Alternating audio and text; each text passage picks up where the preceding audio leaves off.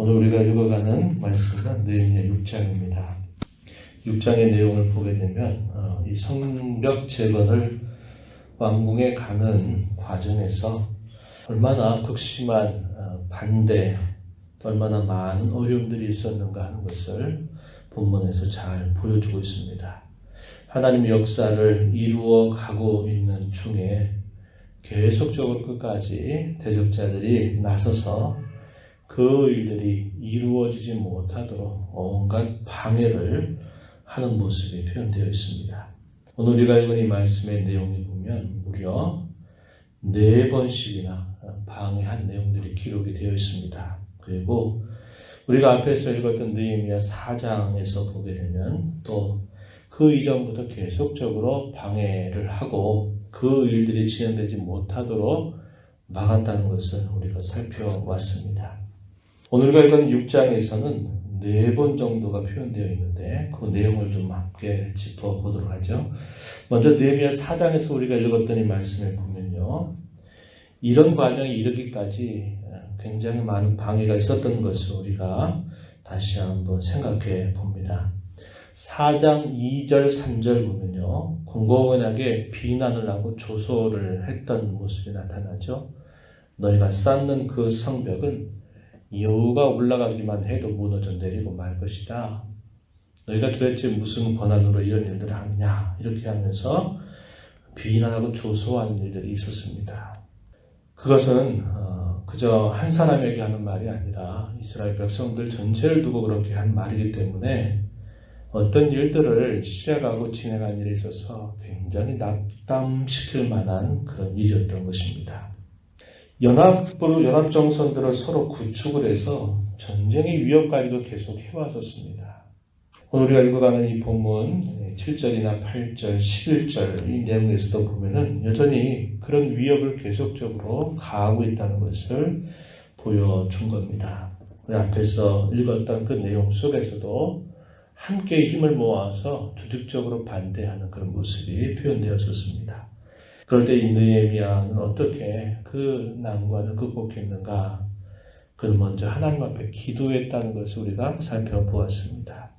그리고 기도하면서 하나님께서 그에게 주시는 그 확신을 붙들고 한편으로는 그 성벽을 재건하는 일들을 계속 감당하면서 또 한편으로는 전쟁을 방비하면서 그 성벽을 계속적으로 건축해 가는 모습을 보여줬습니다. 그리고 할 수 있는 최선의 방식을 동원해서 그런 일들을 이겨나갔던 겁니다. 아직 성벽이 어느 정도 완공이 되었지만 그 성벽에 이제 있는 성문, 거기에 문짝을 달지 않았었던 때, 이제 거의 완성된 게를 바라보고 있는 그 시점에 이르렀을 때 또 계속적으로 방해를 하기 시작합니다. 6장 1절 하반절 2절 앞에 가면은 이렇게 표현했어요. 그때는 내가 아직 성문의 문짝을 달지 못할 때라. 어느 정도 이제 완공이 되어가고 있는 상황이었지만 마무리가 되지 못했던 때다. 이렇게 이야기해 주는 겁니다. 그때 산발락과 게셈이 사람을 보내가지고 이 느헤미야에게 이런 요구를 합니다. 2절에 보면요. 6장에 등장하는 첫 번째 방해입니다. 사람을 보내가지고 오노평지라고 하는 한 장소에서 만나자라고 이렇게 이야기를 건네옵니다. 이러한 일들이 무려 4번씩이나 계속적으로 전달이 되었다는 거죠. 아주 집요하다는 걸 보여줍니다. 그 의도는 뭘까요? 조용한 곳으로 불러내서 거기서 느헤미야를 처단하려고 하는 그런 계획을 세웠던 겁니다. 여기가 예루살렘에서 약 한 40km 정도가 떨어진 곳이에요. 그곳에서 조용히 불러내서 교섭을 하는 것처럼 해놓고는 이제 느헤미야를 죽이려고 하는 그런 계획을 가지고 집요하게 그렇게 한 겁니다.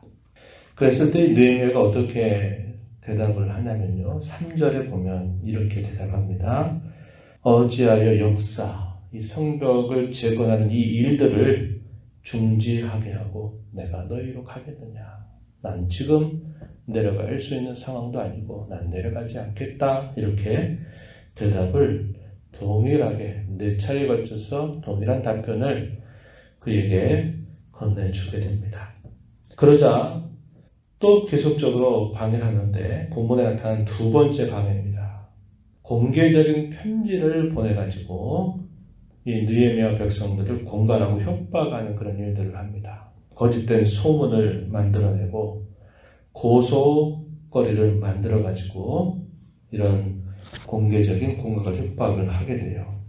그 고소나 거짓 소문이 뭐냐? 저렇게 성벽 재건을 열심히 하고 있는데 그렇게 하고 난 다음에 느헤미야가 분명히 왕이 되려고 하고 있다.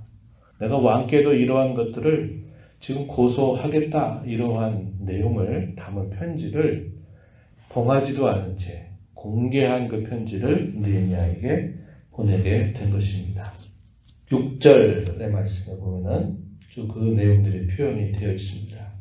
그러자 이 느헤미야가 어떻게 대답을 하냐면 이런 일은 결코 있을 수 없는 일이다. 이것은 네가 스스로 지어낸 이야기에 불과하다. 이렇게 대답을 합니다. 그리고 느헤미야는 그 대답과 함께 하나님 앞에 기도를 올려요. 9절 말씀에 보면은 내 손을 힘있게 하옵소서. 이러한 말들로 인하여 약해지지 않도록 하나님께서 내 손을 힘있게 해달라. 이렇게 기도하는 모습을 보여줍니다.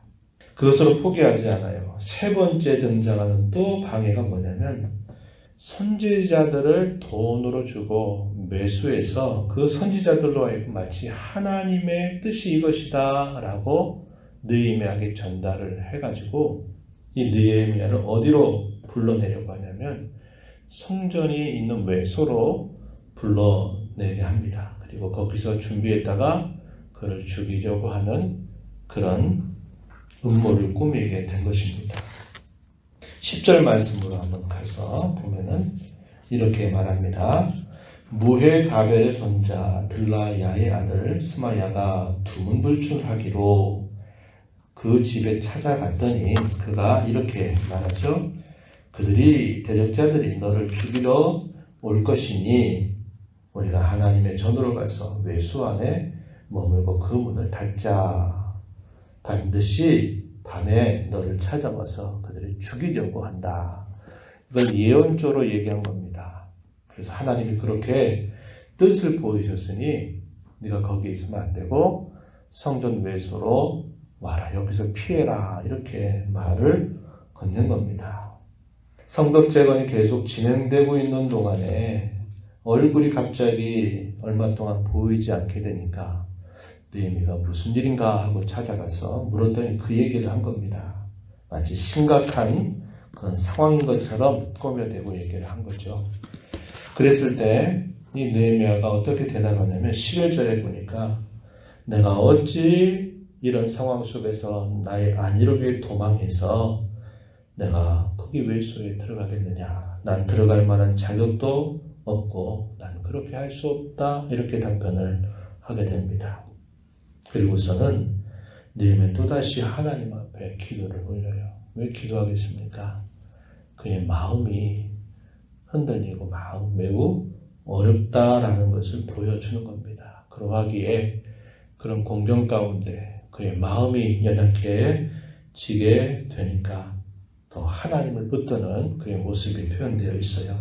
14절 가서 보면은 그의 기도한 내용이 표현되어 있습니다. 내 하나님이여 도비야와 산발락과 여선지 노아디아와 그 남은 선지자들 곧 나를 두렵게 하고자 한 자들의 소행을 기억하옵소서. 이렇게 하나님 앞에 기도를 올리게 됩니다.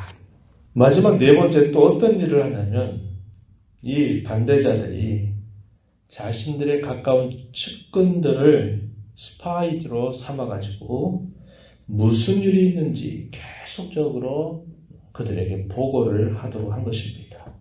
도비야와 동맹한 유다 귀족들의 교묘한 그런 방해들을 계속적으로 하게 되면서 그 어려움을 겪게 한 것입니다. 19절 가서 보면은 그들이 도비아의 선행을 내 앞에 말하고 또 내 말도 그에게 전하매 도비아가 내게 편지하여 나를 두렵게 하고자 하였다.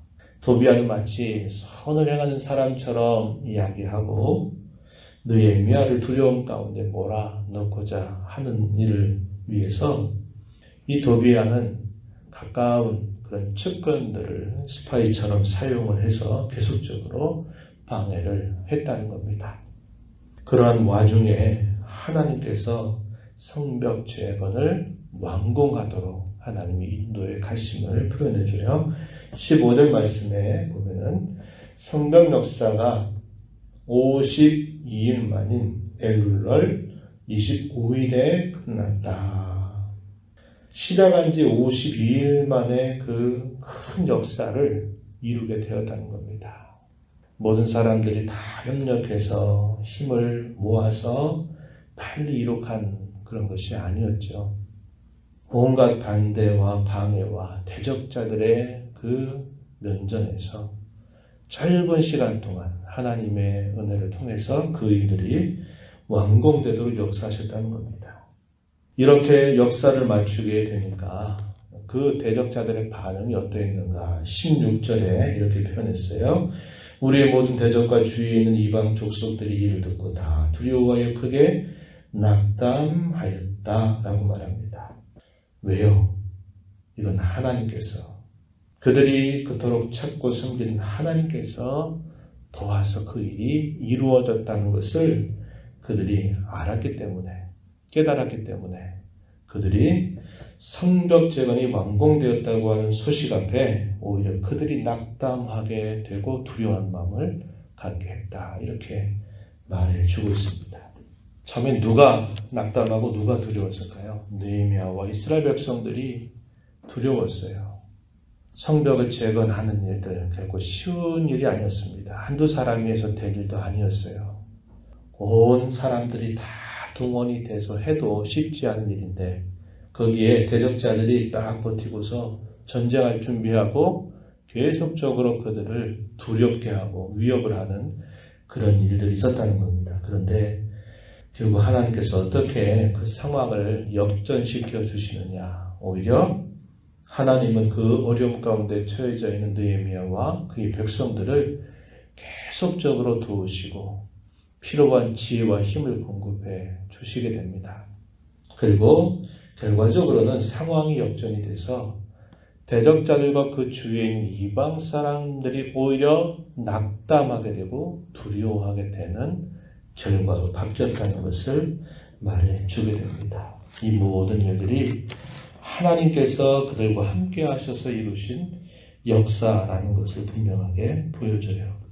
하나님의 백성이 낙담하고 힘들어했던 것이 오히려 그들을 괴롭히고 낙담시켰던 대적자들과 이방 사람들이 결국 두려워하고 낙담하게 되는 결과로 하나님 바꿔주시는 거죠. 이게 주님의 몸된 교회에 또 주의 교회에 속해 있는 성도들에게 베풀어 주시는 하나님의 은혜입니다. 이 모든 일들이 이렇게 우리의 살아가는 삶 속에서 계속적으로 진행이 되도록 하나님은 도와주실 것이고요. 그리고 이 모든 일의 최종적인 결과가 우리에게 약속되어 있다는 겁니다. 그것은 주의 재림과 함께 주의 몸된 교회를 그의 성도들을 영광스러운 승리로 찬양하게 해주시겠다 한 것을 성경이 우리에게 약속하고 있는 부분임을 우리는 알고 있다는 겁니다. 우리가 인생을 살아가면서 이 땅에 교회에 속해서 살아가는 중에 이런저런 많은 일들을 겪게 될 때 때로 우리가 낙심하고 두려운 마음에 어찌할 줄 몰라 우리가 힘들어할 때가 있지만은 하나님을 의지하고 하나님을 찾는 자로 우리가 그 어려운 일들을 잘 감당하게 될 때 하나님은 모든 상황을 역전시켜 주셔서 우리에게 가장 좋은 것으로 인도해 주신다는 것을 우리는 배우게 돼요. 그래서 우리는 매일매일의 삶 속에서 하나님을 찾고 의지하는 자로 살아가는 것에 마음을 쓰고 힘을 기울이며 살아야 된다는 것을 배우게 됩니다. 성벽을 재건하지 못했다. 성벽이 황폐했다고 하는 소식을 들었던 느헤미야는 바벨론 땅에서 자신들의 수치를 기억하고 또 그것을 하나님 앞에 회개하면서 그 성벽이 재건되기를 간절하게 바랐습니다. 과거의 수치에 대한 기억들, 그것을 돌이키는 것, 이것이 성벽을 재건하는 데 중요한 의미가 있었던 부분이고요. 또 성벽을 쌓는다는 것은 앞에서도 우리가 살펴본 것처럼 그들이 하나님의 백성의 거룩한 공동체를 이루어가서 외부로부터 그들을 구별하고 차단하고 대적자들로부터 그들을 지켜나가는 중요한 의미가 있다는 겁니다. 이것은 하나님의 백성다운 그런 거룩한 삶을 이루어가기 위하여 이 성벽 재건은 반드시 필요했다는 것이에요. 그래서 이 성벽을 재건하는 의미는 그들이 거룩한 하나님의 백성으로 살아간다는 것을 보여주는 겁니다. 그래서 오늘 우리가 이 말씀을 보면서 우리가 하나님을 섬기는 자로서 세상 가운데서 세속에 물들지 않고 경건하고 거룩한 삶을 살아가는 일에 마음을 집중하고 힘써 가야 됨을 우리가 배우게 됩니다. 그리고 온갖 방해와 그런 음모들이 우리 가운데 있을지라도 주께서 우리에게 기뻐하시는 그 본분에 힘써 살아간다면 하나님 우리의 모든 일들 항상 도우신다는 것을 우리 마음에 기억하고 힘써가는 저와 여러분이 되기를 진심으로 바랍니다. 하나님 아버지, 이 새벽 시간에도 저희들을 불러주셔서 오늘도 주의 말씀을 함께 읽게 하시고 또 기도하는 일을 통해서 이 하루를 주 안에서 다시 살게 하시니 감사합니다. 성벽이 무너진 일로 인해서 수치심을 당하고 지난날 하나님 앞에 범한 죄를 탄식하며 울며 다시 재건하기를 끝으로 바랐던 느헤미야에게 하나님께서 기회를 주시고 또 백성들의 마음을 모아주셔서 온갖 대적자들의 반대와 음모 속에서도 그 일들이 빠른 시간 내에 완공이 되도록 하나님께서 인도해 주셨음을 저희가 살펴보았습니다.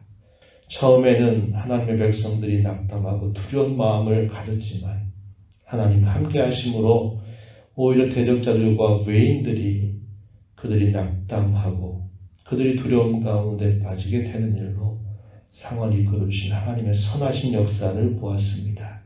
이 땅에서 하나님의 백성으로 살아가는 저희들이 어떤 공경과 어려움들 속에서도 낙담하지 않고 언제나 우리 의지가 되신 하나님을 바라보며 나아가는 저희들의 삶이 되게 하여 주셔서 언제나 그러하시듯이 우리에게 가장 좋은 것으로 우리의 삶을 이끌어주신 하나님의 선하심을 맛보아 알아가는 저희들의 삶이 되도록 인도하여 주옵소서.